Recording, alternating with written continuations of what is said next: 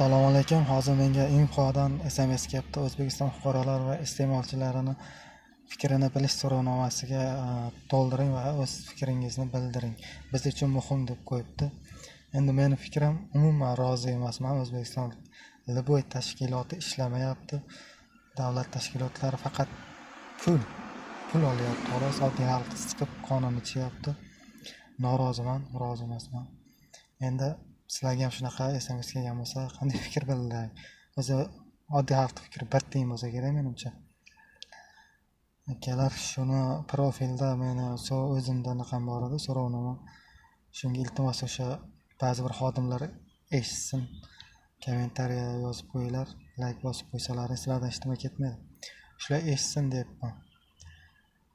Noroziligimizni va harom pulga to'layotganini, davlat xazinasini xohlagandaqa qilib yozyapti formaga olganlar. Ular bilan tortishsiz, bizga bo'ysunmayapti, davlatga bo'ysunmayapti deb o'zlaricha qandaydir boshqa narsalarni ham qo'shib yuborishyapti. Bu holat kundan kunga kuchayyapti, akalar. Bir-birimizga yordam berishimiz kerak. Like va kommentariya bosib qo'yamiz.